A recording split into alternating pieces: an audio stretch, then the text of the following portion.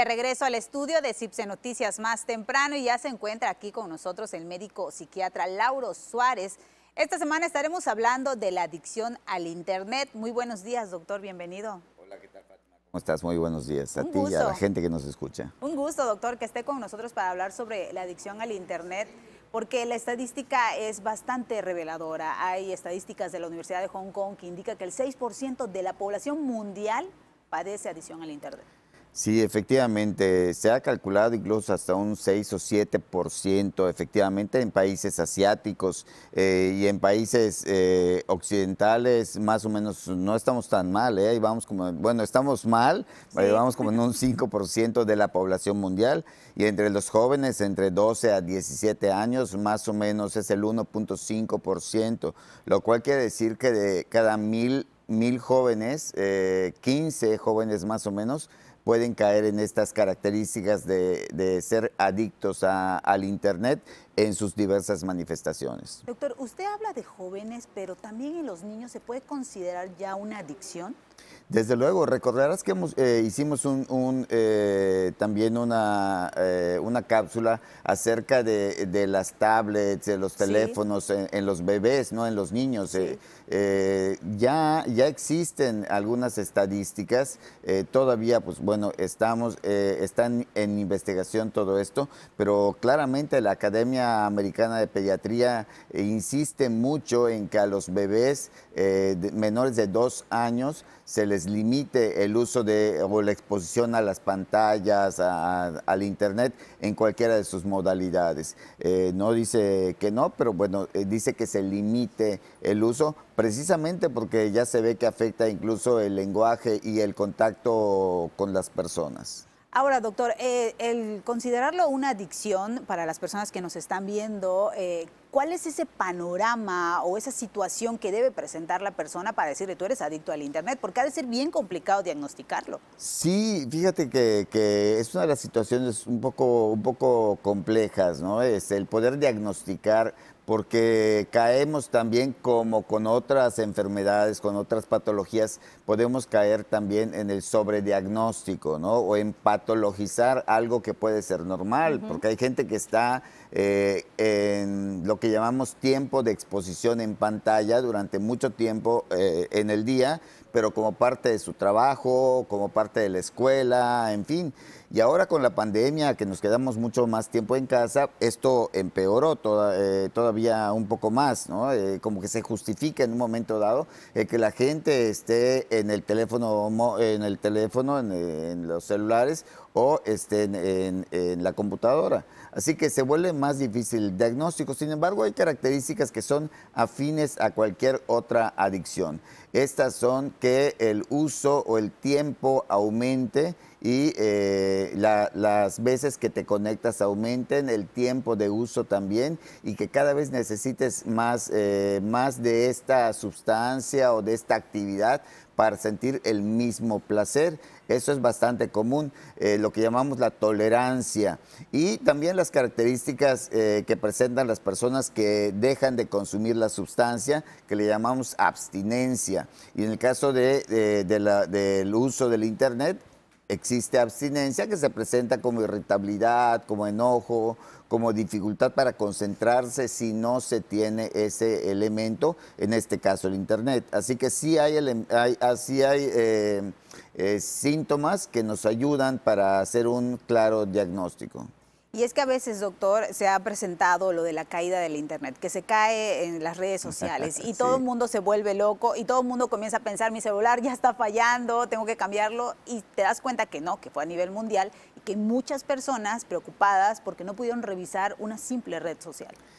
Sí, también existen varios fenómenos, porque con la tecnología y con todos los avances, hablamos de las bondades del Internet, desde luego, ayer fue el Día Mundial del Internet, con todas las bondades que tiene, pero también con todo este acercamiento que nos ha dado, hace que mucha gente con ciertas características de personalidad sean un poco más susceptibles de caer en adicción.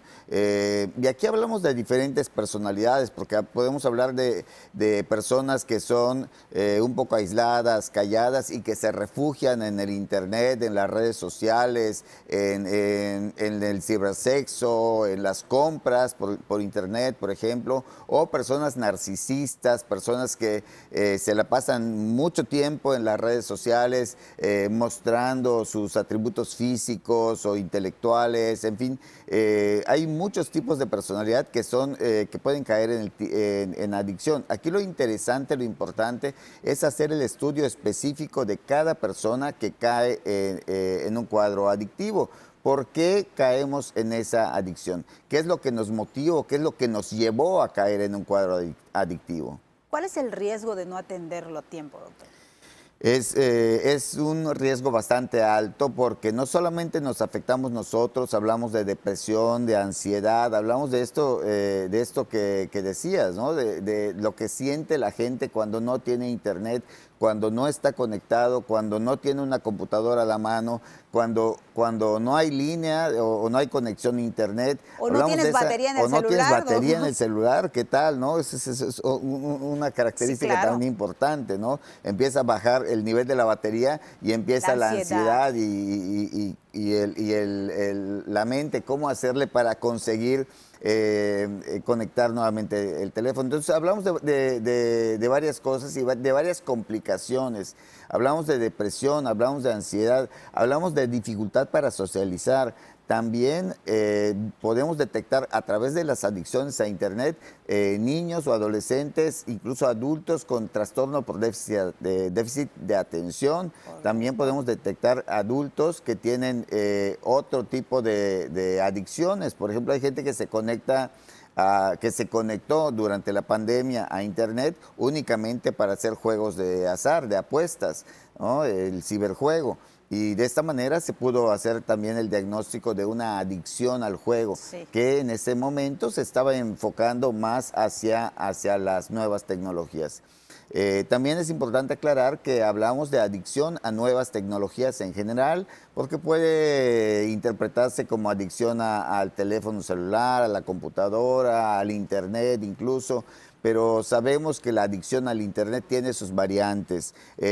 Como decía, variante con respecto a conectarnos para hacer compras compulsivas, las cibercompras, el cibersexo, el ciberjuego, conectarse también de forma muy intensa para buscar algún tipo de juegos o información incluso, ¿no? Doctor, ¿existen alguna estrategia que puedan las personas aplicar? No sé, algunos tips que puedan aplicar, tal vez el regular con horarios, tal vez el acceso que tenemos al internet, como para comenzar, digamos, que esta regulación propia entre los sistemas. Sí las hay estrategias y como pasa muchas veces en cualquier adicción, lo primero es reconocer que tenemos una adicción, que tenemos un problema. Así que vamos a hacer caso cuando la gente nos dice, me parece que estás mucho tiempo metido en el celular, ¿no? Es una de las estrategias más importantes, desde luego, es regular el uso. Ver cuánto tiempo tardamos en pantalla, si hacemos el ejercicio de ver cuánto tiempo tuvimos en pantalla del celular durante la semana pasada, yo creo que nos sorprenderíamos. Incluso el mismo celular trae ahí este reporte de cuánto tiempo a la semana estás conectado.